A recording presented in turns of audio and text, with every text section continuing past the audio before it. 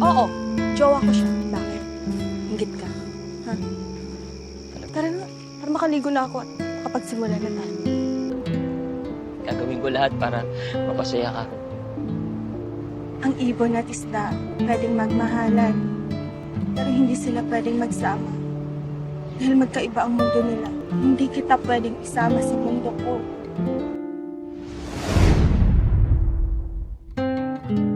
Sa gitna ng madilim na gabi at malakas na ulan, unang masisilayan ni Ernesto ang ganda at hubog ng katawan ni Magdalena, kaya hindi mapagkakaila na tila tinamaan na ang binata.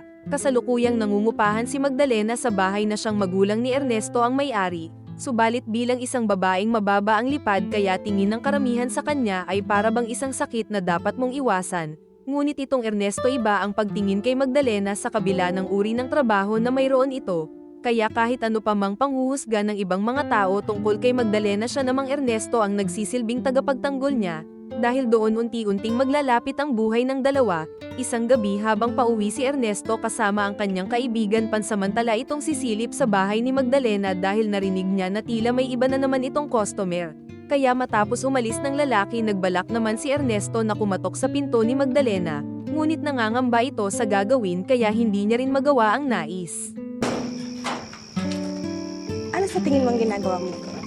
Uwi ka na, bago kita isumbong sa nanay. Pauwi na. Subalit kinabukasan muling bumalik si Ernesto sa bahay ni Magdalena para mag-abot ng ulam na pinabibigay raw ng kanyang ina. Habang naghihintay, daraan naman ang magandang babae na nagngangalang Elena at tinukso ni Magdalena si Ernesto na bakit hindi niya raw iyon ligawan. Subalit torpe si Ernesto kaya nagsabi si Magdalena na tuturuan niya daw itong dumiskarte. Isang beses habang nakatambay sa tindahan ang magkaibigan, saktong bibili naman si Elena. Kaya doon nagkaroon ng pagkakataon na masabi ni Ernesto sa dalaga na kung pwede raw ba itong ligawan. Mabilis naman pumayag si Elena sa dahilang may gusto rin ito sa ating bida. Pero bago iyon, pumunta muna si Ernesto kay Magdalena upang magpapaturo na nga ng diskarte. Kaya sinabihan ni Magdalena si Ernesto na dapat formal ang damit at hindi mabaho ang hininga, at sa tuwing kakausapin ng babae dapat tignan ito sa mata na para bang siya lang ang iyong nakikita. Pumunta ka na. Hindi dapat pinaghihintay ang babae. Salamat. Habang patungo si Ernesto sa bahay ni Elena at sa di inaasahan, makikita nito ang hindi dapat makita. Sa kasamaang palad na saksihan kasi ni Ernesto na ang kanyang babaeng gusto ay nagpabomba na sa kaibigan pa nito.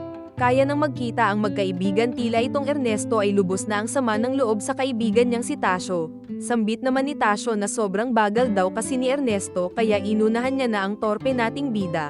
Ngunit bigla namang dumating doon si Magdalena at agad na binastos ni Tasio na agad rin namang pinagtanggol ni Ernesto. Kasabay noon nakisali na rin si Magdalena at sinabihan nito si Tasio na BF niya raw si Ernesto, at pinasasabi rin daw ni Elena na hindi ito nasiyahan sa ginawa nila ni Tasio. Kaya dahil doon habang nagtatagal ay mas lalo pang lumalalim ang samahan ng dalawa. Nagawa na rin nilang mamasyal ng magkasama at napag-usapan ang tungkol sa pag-alis ni Magdalena patungong Japan para magtrabaho. Sa ganoong paraan mas mapapabilis raw kasi matupad ang pangarap ni Magdalena na magkaroon ng sariling bahay.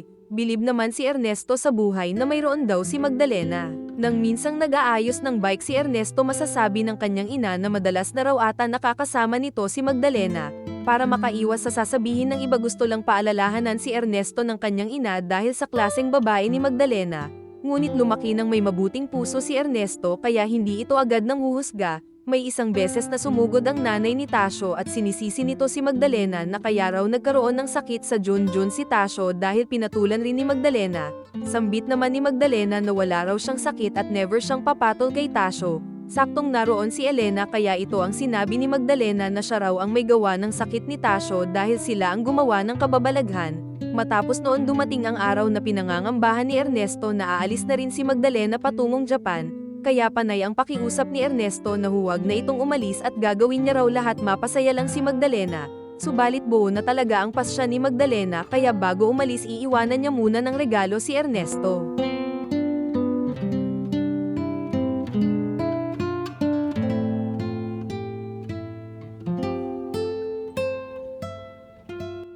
Matapos ng isang gabing ligaya, nagising si Ernesto na wala na si Magdalena. Kaya nagmamadali itong umalis para maghanap sakay ng bike at mabilis na tumungo sa stasyon ng bus at nagbabaka sakaling maabutan pa nito ang babaeng iniirog.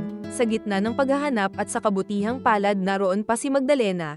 Gusto nang sumama ni Ernesto kay Magdalena at nangangakong gagawin niya raw ang lahat mapasaya lang si Magdalena.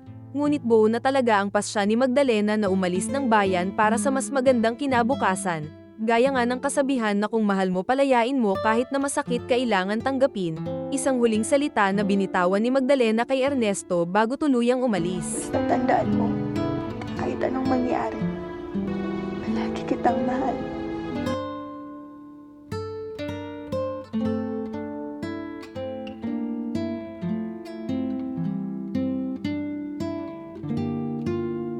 Sa muling pagkukrus ng landas ng dalawa, naging maayos na raw ang buhay ni Magdalena at nakapagpatayo na rin ng bahay sa Maynila, habang isang babae naman ang darating at malalaman doon na asawa na rin ito ni Ernesto.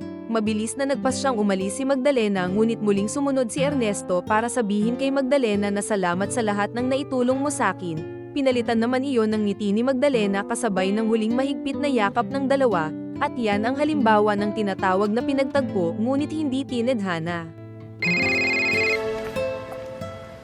Hello? Tantan anak, pauwi na si Mami. Love you!